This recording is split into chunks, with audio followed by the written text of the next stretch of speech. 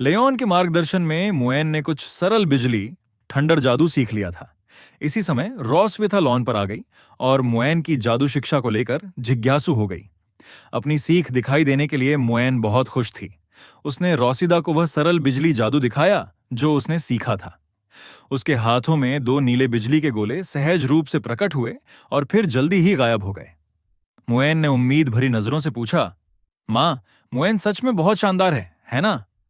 मुएन की तेज प्रगति देखकर रॉसविथा की आंखें थोड़ी चौड़ी हो गईं और वह काफी हैरान हो गई। उसे उम्मीद नहीं थी कि मुएन इतनी जल्दी सीख लेगी। हालांकि ऊर्जा को गोले के रूप में बदलना सबसे बुनियादी रूप होता है, फिर भी मुएन की सीखने की गति पहले ही नोहा के बराबर पहुंच रही थी। उसके अनुसार सामान्य सीखने की गति से तो कोई साधारण ड्रैगन इतनी जल्दी जादुई रूपांतरण नहीं सीख पाता। अगर मुएन मेहनत करती रही तो शायद उसकी गति नोहा तक पहुंच सकती है। रॉसविथा झुकी और प्यार से मुएन के सिर पर हाथ फेरा। मुस्कुराते हुए उसने उसकी तारीफ की। मुएन सच में कमाल है। आग का जादू कैसा है, क्या वह नहीं दिखाओगी?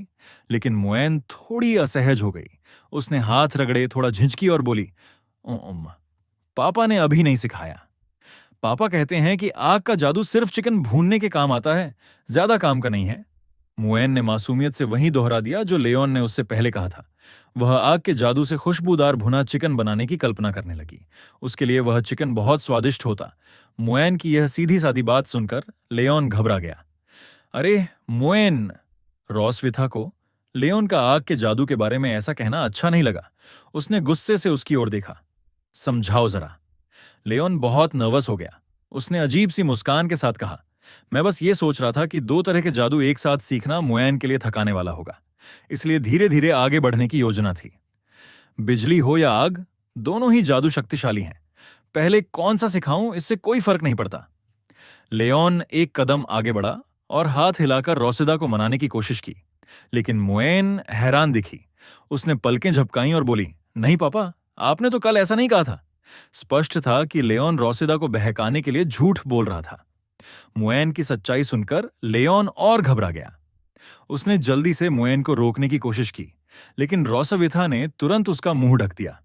चुप रहो मुएन, पापा ने कल क्या कहा था? मुएन नहीं समझ पाई कि रोसविथा इतनी उत्सुक क्यों है, लेकिन जब मां ने पूछा तो उसने ईमानदारी से जवाब दिया। उसने थोड़ी देर सोचा, फिर उंगलियों पर गिनते हुए कहा, पापा कहते हैं कि आग का जादू बहुत आसान है, सीखने में कोई मजा नहीं है, वह बिजली जितना उपयोगी नहीं है, और सिर्फ बेवकूफ ड्रैगन ही आग के जादू पर ध्यान देते हैं। यह सुनकर रॉसविथा बहुत गुस्सा हो गई। उसे लगा लेओन जानबूझकर उसी पर ताना मार रहा है। उसने कलाई मरोड़ी और गुस्से से कहा, ओ बेवकूफ ड्रैगन, ये किसकी बात हो रही है? लेओन डर गया।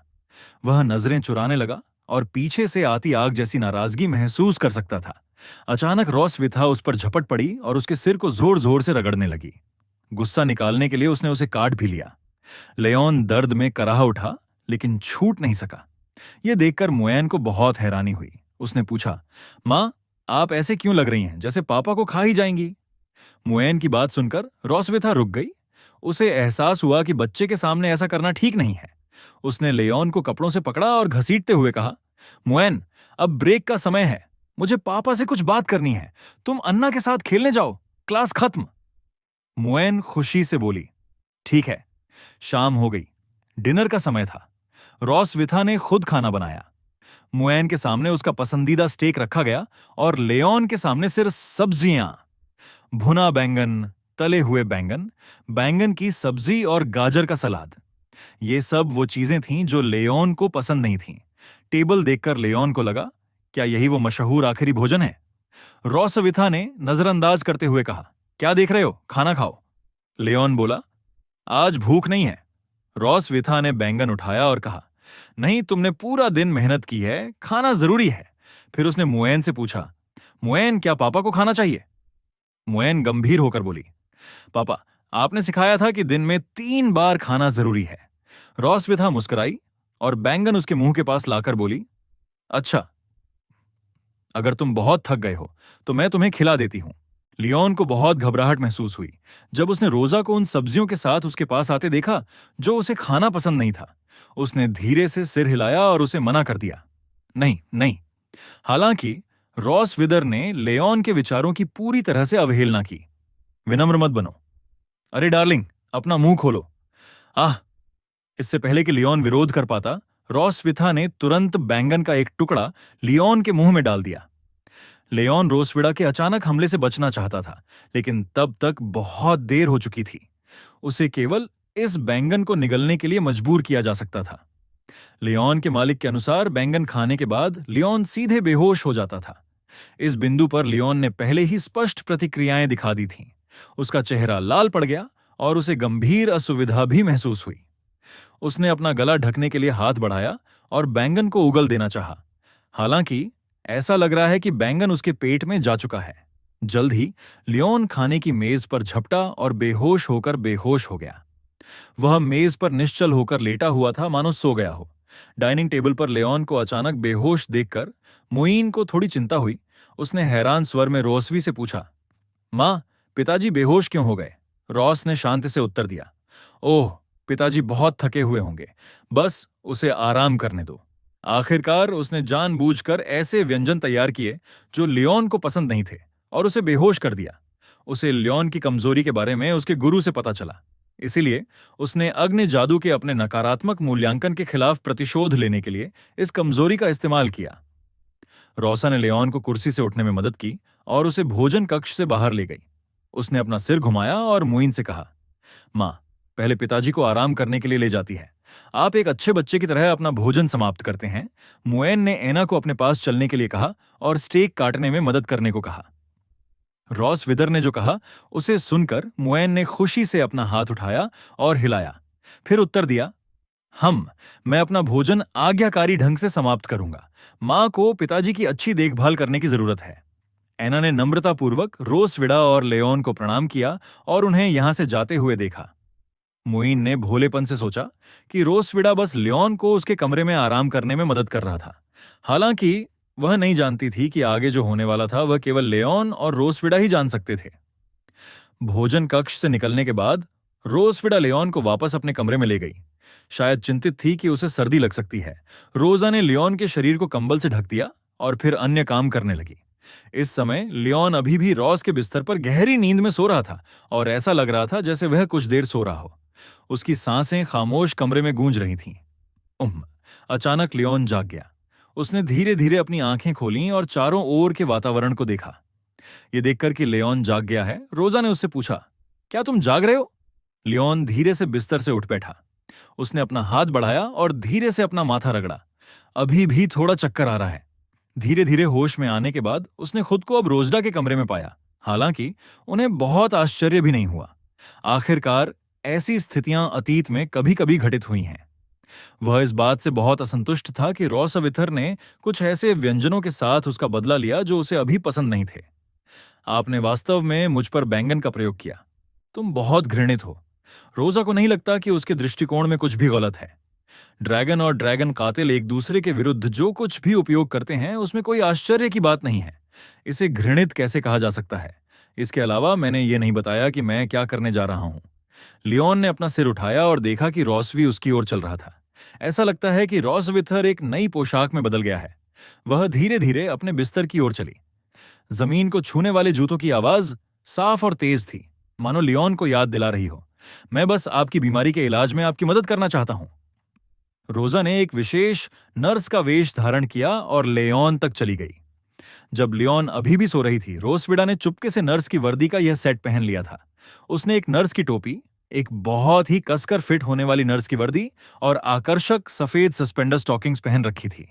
नर्स की वर्दी के नीचे उसकी जुड़वां चोटियां हल्की हल्की दिखाई दे रही थीं, जो उसकी हरकतों के साथ सूक्ष्मता से हिल रही थीं।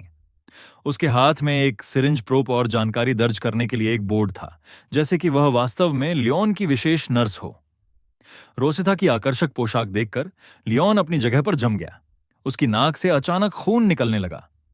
वह एक पल के लिए भी इस तीव्र दृश्य उत्तेजना को स्वीकार नहीं कर सका। लियोन ने अपना सिर घुमाया और एक तरफ देखा।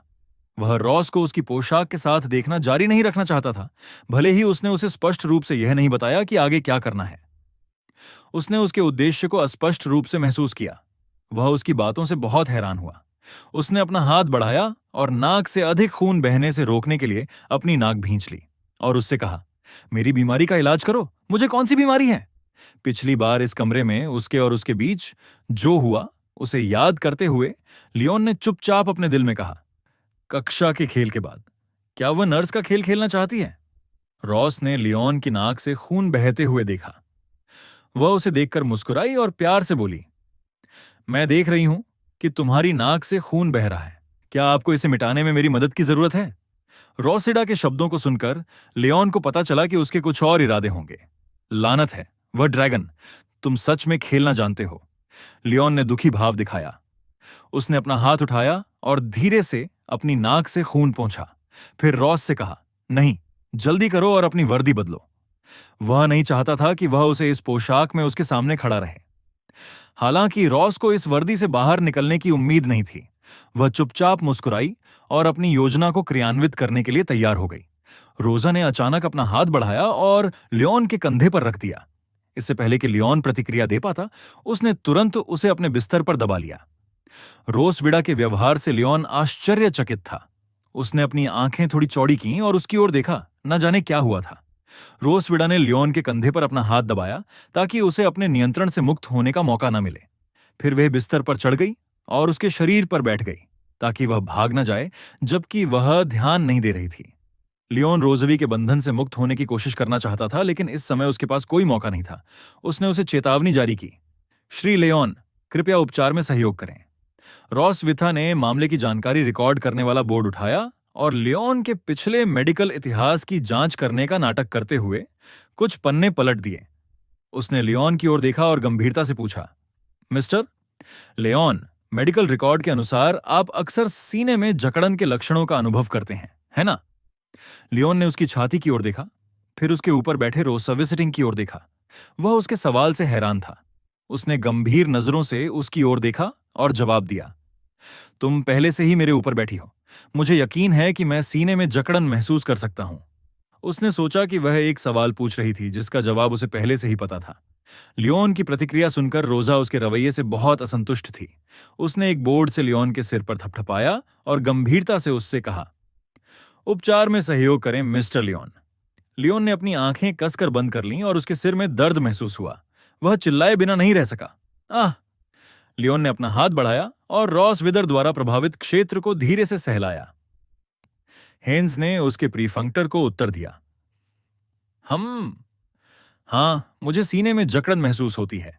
लियोन को भूमिका निभाने के लिए रोसिडा के साथ सहयोग करना पड़ा और उसने चुपचाप अपने दिल में कहा, मैं पहले आपके प्रदर्शन में सहयोग करूंगा, तुम्हें बाद में अवश्य दंड मिलेगा।